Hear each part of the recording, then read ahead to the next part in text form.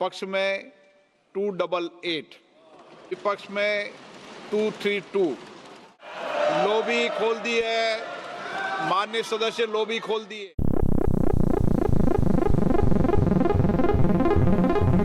ಗುರು ನಮಸ್ಕಾರ, welcome back to my YouTube channel. ಈ ಒಂದು ವಿಡಿಯೋದಲ್ಲಿ ಇಡೀ ದೇಶನೇ ಚರ್ಚೆ ಮಾಡ್ತಿರ್ತಕ್ಕಂಥ ಒಂದು ಟಾಪಿಕ್ ಅಂದರೆ ಅದು ವಕ್ಫ್ ಅಮೆಂಡ್ಮೆಂಟ್ ಬಿಲ್ 2025. ಈ ವಕ್ಫ್ ಅಂದ್ರೆ ಏನು, ವಕ್ಫ್ ಪ್ರಾಪರ್ಟಿ ಅಂದ್ರೆ ಏನು, ಒಂದ್ಸರ್ತಿ ವಕ್ಫ್ ಬೋರ್ಡ್ ಅವರು ವಕ್ಫ್ ಪ್ರಾಪರ್ಟಿ ಅಂತ ಡಿಸೈಡ್ ಮಾಡಿದ್ಮೇಲೆ ಆ ಒಂದು ಪ್ರಾಪರ್ಟಿನ ವಾಪಸ್ ತಗೊಳ್ಳೋದಕ್ಕೆ ಆಗೋದೇ ಇಲ್ವಾ? ಈ ಎಲ್ಲ ಪ್ರಶ್ನೆಗಳ ಬಗ್ಗೆ ನಾನು ನಿಮ್ಗೆ ಇವತ್ತು ಉತ್ತರನ ತಿಳಿಸ್ತೀನಿ. ತಡ ಮಾಡದೆ ಈ ಒಂದು ವಿಡಿಯೋನ ಸ್ಟಾರ್ಟ್ ಮಾಡೋಣ ಬನ್ನಿ. ಅದಕ್ಕಿಂತ ಮುಂಚೆ ನೀವೇನಾದ್ರು ನನ್ನ ಚಾನಲ್ಗೆ ಸಬ್ಸ್ಕ್ರೈಬ್ ಆಗಿಲ್ಲ ಅಂದರೆ ದಯವಿಟ್ಟು ಸಬ್ಸ್ಕ್ರೈಬ್ ಮಾಡ್ಕೊಳ್ಳಿ, ಯಾಕಂದರೆ ಈ ಥರ ಕಂಟೆಂಟ್ನ ಇನ್ಮೇಲೆ ಮಾಡ್ತಾನೆ ಇರ್ತೀನಿ. ಗುರು, ಮೊದಲಿಗೆ ಈ ವಕ್ಫ್ ಅಂದರೆ ಏನು ಅಂತ ಅರ್ಥ ಮಾಡ್ಕೊಳ್ಳೋಣ.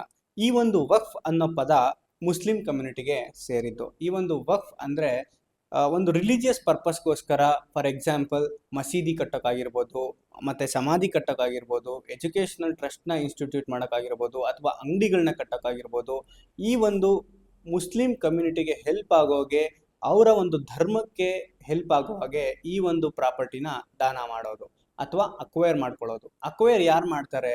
ವಕ್ಫ್ ಬೋರ್ಡ್ ಅವರು ಅಕ್ವೈರ್ ಮಾಡ್ತಾರೆ. ಹೀಗೆ ಅಕ್ವೈರ್ ಮಾಡಿದಂಥ ಪ್ರಾಪರ್ಟಿ ದೇವ್ರ ಹೆಸರಲ್ಲಿ ಟ್ರಾನ್ಸ್ಫರ್ ಮಾಡ್ತಾರೆ, ಅಂದ್ರೆ ಇನ್ ದ ನೇಮ್ ಆಫ್ ಅಲ್ಲಾ. ಅವರು ಟ್ರಾನ್ಸ್ಫರ್ ಮಾಡಿದಂಥ ಪ್ರಾಪರ್ಟಿ ಅಂದ್ರೆ ಹೇಳ್ತಾರೆ once a Waqf always a Waqf ಅಂತ. ಯಾವತ್ತೂ ಆ ಪ್ರಾಪರ್ಟಿನ ರಿಟರ್ನ್ ಕೇಳೋದಕ್ಕೆ ಆಗೋದೇ ಇಲ್ಲ. ನೀವೇನಾದ್ರೂ ಟ್ರಾನ್ಸ್ಫರ್ ಆಯ್ತು ವಕ್ಫ್ಗೆ, ಬೋರ್ಡ್ಗೆ ಅಂತ ಏನಾದ್ರು ಅಂದ್ಕೊಂಡ್ರೆ ಅದನ್ನ ವಾಪಸ್ ತಗೊಳ್ಳೋದಕ್ಕೆ ಆಗೋದೇ ಇಲ್ಲ. ಮತ್ತು ಆ ಒಂದು ಪ್ರಾಪರ್ಟಿನ ರಿಲಿಜಿಯಸ್ ಪರ್ಪಸ್ಗೆ ಸಹ ಯೂಸ್ ಮಾಡಲೇಬೇಕು. ಅದರಿಂದ ಬರ್ತಕ್ಕಂಥ ಆದಾಯ ಆ ಒಂದು ವಕ್ಫ್ ಡೆವಲಪ್ಮೆಂಟ್ಗೆ ಅವರು ಯೂಸ್ ಮಾಡ್ಕೋಬೇಕು. ನಮ್ಮ ದೇಶದಲ್ಲಿ 32 ವಕ್ಫ್ ಬೋರ್ಡ್ಗಳಿದೆ. ಪ್ರತಿಯೊಂದು ಸ್ಟೇಟ್ಗೂ ಒಂದು ವಕ್ಫ್ ಬೋರ್ಡ್ ಅಂತ ಎಸ್ಟಾಬ್ಲಿಷ್ ಮಾಡಿರ್ತಾರೆ. ಈ ಒಂದು ವಕ್ಫ್ ಅಂತಕ್ಕಂಥದ್ದು ಬರೀ ಇಮ್ಮೂವಬಲ್ ಪ್ರಾಪರ್ಟೀಸ್ ಅಂದ್ರೆ ಜಮೀನುಗಳು, ಆಸ್ತಿಗಳನ್ನೇ ಅಲ್ಲ, ಬದಲಾಗಿ ಮೂವಬಲ್ ಅಸೆಟ್ಸ್ನ ಸಹ ಅಕ್ವೈರ್ ಮಾಡ್ಕೋಬಹುದು. ಈಗ ವಕ್ಫ್ ಅಂದ್ರೆ ಗೊತ್ತಾಯ್ತು.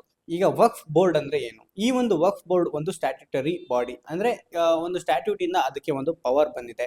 ಈ ಒಂದು ವಕ್ಫ್ ಬೋರ್ಡ್ ಏನಪ್ಪಾ ಇದ್ರ ಕೆಲಸ ಅಂದ್ರೆ, ಯಾವ್ಯಾವ ಪ್ರಾಪರ್ಟೀಸು ನಮ್ಮ ದೇಶದಲ್ಲಿ ಮುಸ್ಲಿಂ ಕಮ್ಯುನಿಟಿಗೆ ಸೇರಿದ್ದು, ಆ ಒಂದು ಪ್ರಾಪರ್ಟಿ ಹಳೇದಾಗಿ ಇಸ್ಲಾಮಿಕ್ ಇಂದ ಯಾವ ಒಂದು ಪ್ರಾಪರ್ಟಿ ಅದ್ರಲ್ಲಿ ಇತ್ತು ಅಂದ್ರೆ ಹಳೆ ಕಾಲದಲ್ಲಿ ಮಸೀದಿ ಇರ್ಬೋದು, ಸಮಾಧಿ ಇರ್ಬೋದು, ಅದನ್ನ ಯಾರು ಈಗ ಅಕ್ವೈರ್ ಮಾಡ್ಕೊಂಡು ಬೇರೆ ತರ ಯೂಸ್ ಮಾಡ್ತಿದ್ದಾರೆ ಅಂತ ಪ್ರಾಪರ್ಟಿನ ಅಕ್ವೈರ್ ಮಾಡ್ಕೊಳ್ಳೋದು, ಮತ್ತೆ ಅದನ್ನ ಸರ್ವೆ ಮಾಡೋದು, ಅದನ್ನ ಡಿಸೈಡ್ ಮಾಡೋದು ಸಹ ಟ್ರಿಬ್ಯುನಲ್ನ ಎಸ್ಟಾಬ್ಲಿಷ್ ಆ ಒಂದು ಆಕ್ಟ್ ಕೆಳಗಡೆ ಮಾಡಿರ್ತಾರೆ. ಮತ್ತೆ ಸಿವಿಲ್ ಕೋರ್ಟ್ಗೆ ಯಾವುದೇ ತರದ ಪವರ್ ಕೊಟ್ಟಿರಲ್ಲ. ಈ ಒಂದು ಕಾಯ್ದೆ ಪ್ರಕಾರ ಯಾವುದೇ ತರದ ಪವರ್ನ ಸಿವಿಲ್ ಕೋರ್ಟ್ಗೆ ಕೊಟ್ಟಿರಲ್ಲ.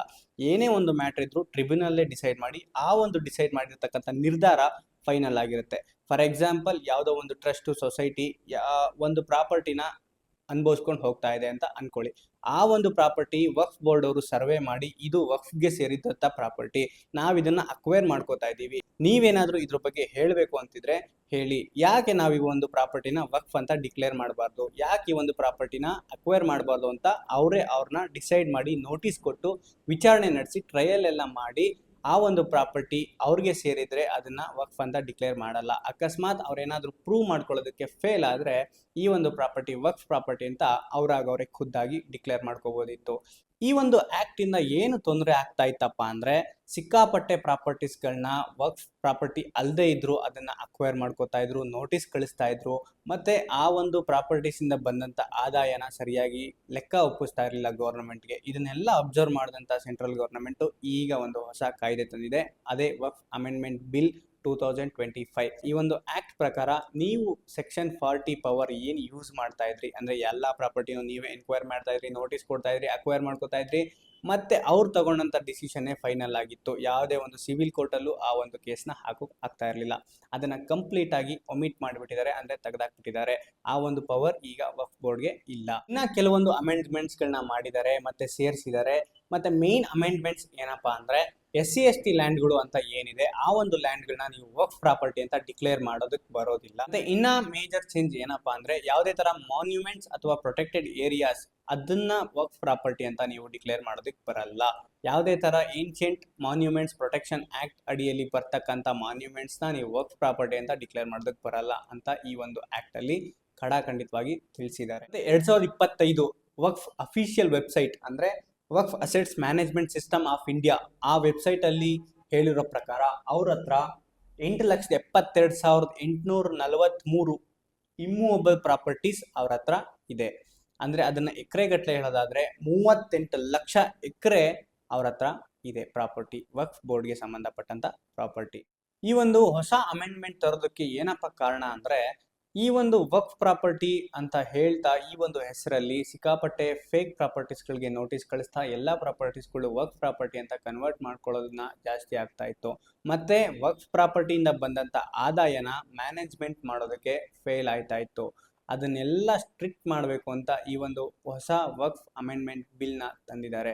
ಈ ಒಂದು ವಕ್ಫ್ ಬಿಲ್ ನ ಚಾಲೆಂಜ್ ಮಾಡಿ ಇಸ್ಲಾಮಿಕ್ ಕ್ಲರಿಕ್ ಬಾಡಿ ಜಮಿಯತ್ ಪ್ರೆಸಿಡೆಂಟ್ ಆದಂತಹ ಮೌಲಾನಾ ಅರ್ಷದ್ ಮದಾನಿ ಅಂತಕ್ಕಂಥ ವ್ಯಕ್ತಿ ಈ ಒಂದು ಕಾನೂನನ್ನ ಅನ್ಕಾನ್ಸ್ಟಿಟ್ಯೂಷನಲ್ ಅಂತ ಡಿಕ್ಲೇರ್ ಮಾಡಿ ಅಂತ ಸುಪ್ರೀಂ ಕೋರ್ಟ್ ಅಲ್ಲಿ ಕೇಸ್ನ ಹಾಕಿದ್ದಾರೆ. ಸುಪ್ರೀಂ ಕೋರ್ಟ್ ಇದ್ರ ಬಗ್ಗೆ ಏನ್ ಹೇಳುತ್ತೆ ಅನ್ನೋದನ್ನ ಕಾಯ್ದು ನೋಡ್ಬೇಕಾಗಿದೆ. ಈ ಒಂದು ಹೊಸ ಕಾಯ್ದೆ ಏನಿದೆ ಅದು ಆಲ್ರೆಡಿ 8/4/2025 ಇಂದ ಅಫಿಷಿಯಲ್ ಆಗಿ ಕಾನೂನಾಗಿ ನಮ್ಮ ಭಾರತದಲ್ಲಿ ಎಂಟ್ರಿ ಆಗಿದೆ. ಒಂದು ವಿಡಿಯೋ ಇಷ್ಟ ಆಗಿದ್ರೆ ಲೈಕ್ ಮಾಡಿ, ಇಲ್ಲಾಂದ್ರೆ ಡಿಸ್ಲೈಕ್ ಮಾಡಿ. ನನ್ನ ಚಾನಲ್ಗೆ ನೀವಿನ್ನು ಸಬ್ಸ್ಕ್ರೈಬ್ ಆಗಿಲ್ಲ ಅಂದ್ರೆ ಸಬ್ಸ್ಕ್ರೈಬ್ ಮಾಡ್ಕೊಳ್ಳಿ. ನಿಮ್ಗೆ ಏನಾದರೂ ಲೀಗಲ್ ನಾಲೆಡ್ಜ್ ಬಗ್ಗೆ ಡೌಟ್ ಇದ್ರೆ ವಿಡಿಯೋ ಕಮೆಂಟ್ ಸೆಕ್ಷನ್ ಅಲ್ಲಿ ಕಮೆಂಟ್ ಮಾಡಿ ತಿಳಿಸಿ. ನಾನು ಅದ್ರ ಬಗ್ಗೆ ವಿಡಿಯೋಸ್ನ ಮಾಡಿ ಅಪ್ಲೋಡ್ ಮಾಡೋಕ್ಕೆ ಟ್ರೈ ಮಾಡ್ತೀನಿ. Thank you.